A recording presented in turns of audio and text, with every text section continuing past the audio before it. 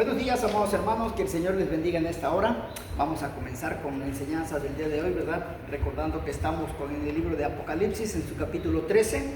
Ya leímos los versículos 1 y 2, ¿verdad? Estamos en ellos. Y también les recuerdo que estamos en la cuenta de YouTube y en la cuenta de Facebook para que nos sintonicen por medio de esos canales, ¿verdad? Y también hoy es miércoles, ¿verdad? Día de los eslabones perdidos o los eslabones escondidos de la Biblia. Es el mensaje muy maravilloso, el mensaje que se va a llevar a cabo el día de hoy por la tarde noche. Se los hago enviar como a las 7, 7 y media, y estén pendientes de ellos porque es una enseñanza maravillosa, ¿sí? Vamos a meternos con el mensaje que llevamos a cabo de Apocalipsis en su capítulo 13. Ayer hablamos acerca de la procedencia, ¿verdad?, de la bestia, cómo iba a venir, de dónde iba a venir, y hoy tenemos dice que la bestia surgirá del mar, y nos hace una remembranza muy interesante, un comentario muy interesante, que va a ser un personaje físico, ¿sí? Porque muchos dicen, no, es que es un sistema. No, es un personaje que maneja el sistema, ¿sí? Entonces es un personaje humano, un ser humano, ¿sí? Y dice que Dios le muestra que a Daniel también compaginamos, ¿verdad? Magistralmente, maravillosamente, porque el Espíritu de Dios es el que hace la obra, no es Juan Carlos Muñoz, es el Espíritu Santo el que hace la obra de compaginar maravillosamente el libro de Daniel, ¿sí?, con el libro de Juan, el Apocalipsis, ¿sí? Es una compaginación muy sorprendente, muy bonita, para aquellos, sobre todo aquellos que dicen que la Biblia no tiene principio, ni tiene fin, o que está todo revuelto. No es cierto, no está todo revuelto, ¿sí? De hecho, el Apocalipsis, hemos dicho que el Apocalipsis es como un embudo. La Biblia tiene 66 libros, y es como un embudo. 65 libros se verten sobre el libro número 66, que es el Apocalipsis. Entonces, desde Génesis hasta en la antigüedad, en el Antiguo Testamento, hasta Malaquías, y de Mateo hasta Judas, todos ellos verten sobre el libro del Apocalipsis en su resumen final de lo que va a venir, lo que está por venir. Ahora bien, ya vimos que la bestia será un rey, o sea, será un gobernante que surgirá al final de los tiempos y que aparecerá en el contexto de un gran imperio globalizado, gobernado por 10 reyes, y que se abrirá paso, destruyendo a 3 de ellos y sometiendo al resto.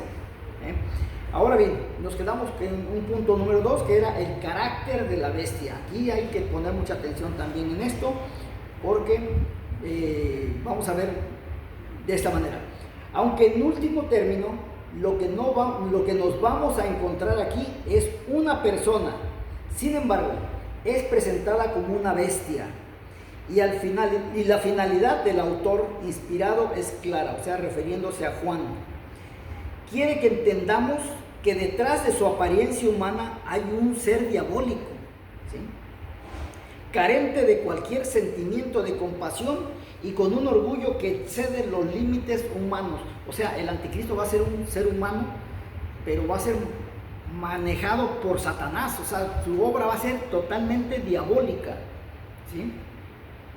Ya hemos tenido ocasión de ver algo de su carácter cuando mató a los 2 testigos de Dios y los exhibió públicamente en la plaza de Jerusalén por 3 días para regocijo de los moradores de la tierra. Esto lo vimos en el libro de Apocalipsis, en el capítulo 11, del 7 al 10, pueden regresar para que lo cotejen y lo vean más claramente, más detalladamente. Automáticamente, esta persona que es descrita aquí como una bestia salvaje, pone en evidencia la gran diferencia que hay con el Señor Jesucristo, que, como recordamos, fue presentado al comienzo del libro como un cordero. Es difícil pensar en un contraste mayor, o sea, es totalmente el contraste entre Satanás, que se presenta como una gran bestia, a nuestro Señor Jesucristo como un cordero, ¿sí? En cuanto a la descripción de esta bestia, Juan nos dice que tenía 7 cabezas y 10 cuernos, y en sus cuernos 10 diademas, y sobre sus cabezas un nombre blasfemo. y la bestia que vi era semejante a un leopardo. Y fíjense bien, era semejante a un leopardo, y sus pies como de oso, y su boca como de león. O sea, 3 animales, caracterizando a un solo personaje. ¿Sí? ¡Qué bárbaro! Apocalipsis capítulo 13, el 1 y 2, que son los que estamos en cuestión. Empecemos por notar la relación que esta bestia tiene con las bestias que contempló el profeta Daniel en su visión. O sea, vamos a ver, ya ayer vimos la compaginación, pero vamos a detallarla un poquito más. El profeta vio una sucesión de bestias terribles. Primero vio a un león, después a un oso, ¿verdad? Como nos dice la Sagrada Escritura, como lo vimos el día de ayer, león, oso y el leopardo, ¿sí? Y entonces, inmediatamente, amados hermanos, nos damos cuenta que Juan ve nos damos cuenta de que la bestia descrita en Apocalipsis es una combinación de estas 3 bestias descritas por Daniel. O sea, la bestia que ve Juan para el final de los tiempos es una combinación de las 3 bestias que vio Daniel. O sea, una bestia, dice, por demás espantosa y terrible. Ahora, ¿qué podemos similar o cómo podemos visualizar una bestia espantosa y terrible? ¿Tienen ustedes alguna idea por demás terrible? Bueno, encontré algo que les puede servir, permítanme tantito.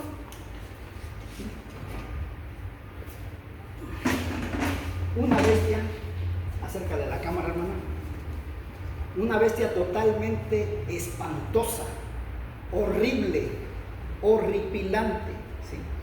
Una bestia con cuerpo humano, más o menos, ¿verdad?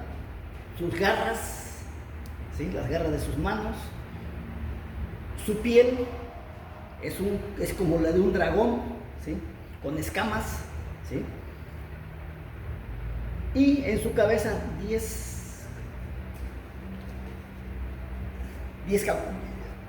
cabezas esa bestia tenía, y además cuernos sobre sus cabezas. Entonces, si podemos decir algo verdaderamente espantoso, aquí lo tenemos. Ahora bien, podríamos decir que combinaba todos los horrores distribuidos en ella para crear una bestia difícil de imaginar y que concentraba las características de todos sus predecesores. Acuérdense que el oso es un animal que todo lo que pisa destruye. El león, igual también con sus garras y con sus dientes, desmenuza todo lo que cuando agarra una presa. ¿Y qué decir del geopardo o el leopardo? ¿Sí? Además, con alas de águila. Imagínense las águilas, que es lo que hace con su pico, ¿sí? Sin embargo, estas 3 características de estos 3 reinos, porque uno, acuérdense que era Babilonia, otro era los medos y los persas y otro era Grecia. Los 3 reinos en uno solo. O sea, es una bestia tremenda y terrible. Ahora bien, esto adquiere mayor significado cuando nos damos cuenta de que estas bestias representaban a los grandes imperios gentiles que se iban a suceder desde que el último rey de la dinastía de David perdió el trono de Israel hasta la segunda venida de Cristo. ¿Quién fue el último rey? Sedequías. Desde ahí se pierde todo el reino de Israel hasta que venga Cristo en gloria.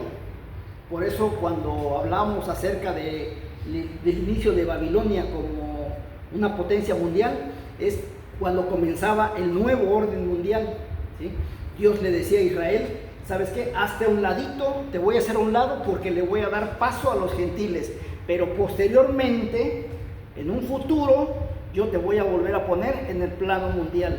Y ya no tarda y Dios lo va a poner. Solamente que falta que venga el advenimiento el arrebatamiento de la iglesia, el paso por la gran tribulación tanto para los judíos y gentiles que se quedaron, la iglesia que se quedó, y después viene el tormento o la gran tribulación para los judíos, y es cuando Dios va a volver otra vez a poner a los judíos en la tierra como la parte principal, ¿sí? Le va a dar vida, va a volver a renacer el pueblo de Israel, ¿sí? Cuando perdió el trono de Israel hasta la segunda venida de Cristo, el heredero legítimo de Jesús, el heredero legítimo de ese trono, y quien lo convertirá en un trono eterno, tal como se le reveló al mismo David en 2 de Samuel capítulo 7, ¿sí? Tu reino será eterno, le dijo Dios a David, ¿sí? Su sucesor iba a ser Salomón, y de allí iba a venir una serie de reyes hasta que llegara el Mesías, el Rey de Reyes, y ese reino iba a ser eterno, ¿sí? Ese periodo es conocido como, entonces este periodo es conocido como el tiempo de los gentiles. Lucas 21-24 es lo que nos lo dice. A Daniel se le presentaron 4 imperios que sucederían en el tiempo: Babilonia, Medos y persas, Grecia y Roma. Y aunque algunas veces podemos pensar en la gloria y el esplendor de cada uno de estos imperios, que estos imperios alcanzó, lo cierto es que se caracterizaron por su brutalidad y crueldad. O sea, eran de una otra manera pacíficos, buenos, pero cuando se trataba de guerras eran bestiales, eran una bestia, ¿sí? Entonces, imagínense la combinación de las características de estos 3 reinos en uno solo. Quiere decir que que este animal, esta bestia que viene, es tremendísima. Y aunque algunas veces podemos pensar en la gloria y esplendor de cada uno de estos imperios alcanzó, lo cierto es que se caracterizaron por su brutalidad y crueldad. Con razón fueron descritos como bestias salvajes, y la bestia satánica que ahora se nos presenta en Apocalipsis, o sea,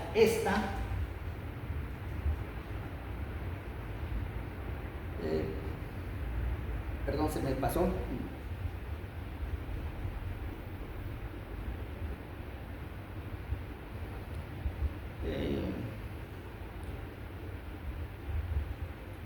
Ella tendría que tratar de establecer su propio reino en este mundo en clara oposición con el reino de Dios. O sea, esta bestia quiere estar en lugar de Dios. Ahora bien, sus características, ya hablamos de el carácter de la bestia, ahora vamos a hablar de su característica. ¿Cuál es su carácter? Fiero, ¿sí? Como una bestia, sin escrúpulo alguno. Ahora, sus características, dice, notemos también algunas de las características de esta bestia. Tenía 7 cabezas y 10 cuernos, y en sus cuernos 10 diademas, y sobre sus cabezas un nombre blasfemo. En primer lugar, nos damos cuenta que tenía la misma apariencia que el dragón que vimos en el capítulo anterior, o sea, en el capítulo de Apocalipsis capítulo 12, versículo 3, que dice: he aquí un dragón escarlata que tenía 7 cabezas y 10 cuernos, y en sus cabezas 10 diademas. Y aunque es cierto que el dragón tenía las diademas sobre sus cabezas y la bestia las tenía en sus cuernos, no obstante, la relación entre ambos seres está fuera de toda duda, o sea, es la misma. Y queda claro que la bestia que aparecerá en la tierra no será otra cosa que una especie de retrato del mismísimo Satanás. O sea, ese hombre va a pensar como Satanás piensa. Ahorita vamos a ver qué es lo que piensa Satanás. ¿Sí? Y si bien el dragón queda en un segundo plano mientras la bestia actúa, en último término, el propósito de la bestia, oigan bien, es dirigir las miradas de los hombres hacia Satanás para que todos lo adoren como su Dios. O sea, Satanás le va a dar su poder al anticristo como se lo dio al Papa, ¿sí? Se lo dio al Papa y se hizo a un lado. Que el Papa hiciera lo que quisiera, bajo las instrucciones de Satanás, ¿sí? Satanás no se metía, ¿sí?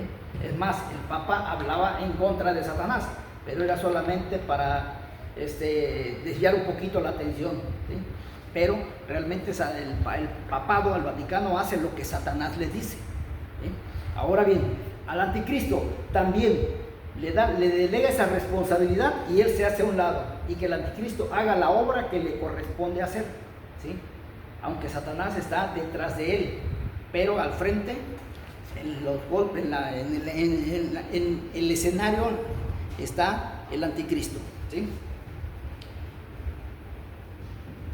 Y el anticristo, pues obviamente, como también el Papa, buscaba que sus feligreses adoraran a Satanás, ¿sí? O sea, los católicos, los sacerdotes católicos, ¿verdad?, del Vaticano, el papado, busca que sus feligreses adoren a Satanás, ¿sí? ¿Por medio de qué? Por medio de las vírgenes. En cada país hay una virgen diferente, el nombre de una virgen diferente. Entonces aquí tenemos a María, ¿sí? Y por medio de María se adora a Satanás, ¿sí?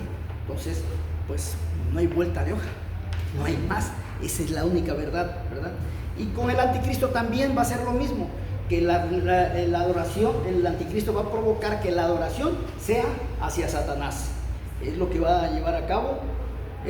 Por otra parte, la unión de todos estos símbolos con lo que es descrita esta bestia, cabeza con cuernos y diademas, nos sugiere a un poderoso gobernante internacional que tendrá pretensiones divinas. Ahora bien, es cierto que a lo largo de la historia no han faltado gobernadores arrogantes que podríamos relacionar con esta terrible bestia, hombres que se han exaltado a sí mismos hasta el punto de creerse iguales a Dios. Hay diferentes nombres, diferentes características de estos hombres, ¿sí? La Biblia recoge algunos de estos casos, como por ejemplo varios reyes de Babilonia, como nos lo menciona Isaías 14, 12 al 14 y Daniel 3, 5, y de Tiro también hubo hombres que quisieron ser como Dios, Ezequiel capítulo 28, versículos 2 y 9, el faraón también se quiso sentir como un Dios en Ezequiel 29, 3, o Antíoco IV o Epifanes en Daniel 11, 36 y 37. Y fuera de la revelación bíblica también podemos señalar algunos emperadores romanos como Gallo, Calígula, Nerón o Domiciano, que hicieron que sus súbditos lo trataran como si fueran dioses. Ellos también pusieron sobre sus cabezas un nombre blasfemo, como nos lo dice Apocalipsis capítulo 13, versículo 1, ¿verdad? Ya lo vimos. Nerón, por ejemplo, exigía ser saludado como el Eterno, y en sus monedas se llamaba a sí mismo el Salvador del mundo. Domiciano exigía a sus vasallos que se dirigieran a él como nuestro Señor y Dios, y se les exigía que dieran culto divino a su emperador. No obstante, aunque todos estos personajes han encajado en alguna medida con el patrón que tanto Daniel como Apocalipsis nos presentan de la bestia, sin embargo, estas profecías no han encontrado todavía su cumplimiento final y definitivo, pues recordemos que esta bestia aparecerá en la escena mundial en el último tiempo y será destruida por la venida gloriosa de nuestro Señor Jesucristo, como lo tenemos manifestado en el libro de Daniel capítulo 7, versículos 21 y 22, Apocalipsis 19, 11 al 20. Y como dato adicional, y para cerrar este bloque, pero el día de hoy, mañana continuamos con otro punto, de dónde viene el Ave María, la frase Ave María, ¿sí? Cuando los romanos estaban en su pleno apogeo en la época de Jesús, al rey, al César, se le decía Ave César, que quería decir César es el Señor. Ave César significa César es el Señor. Pero con el tiempo los católicos tomaron a María y ahora dicen Ave María. Ave María, o sea que quiere decir María es la señora. ¿La señora de quién? Fue la señora de José en su vida terrenal, nada más. Pero no fue la madre, fue la madre del Jesús terrenal, pero no tuvo nada que ver con el Jesús celestial. Que Dios les bendiga. Soy Juan Carlos Muñoz, nos vemos el día de mañana.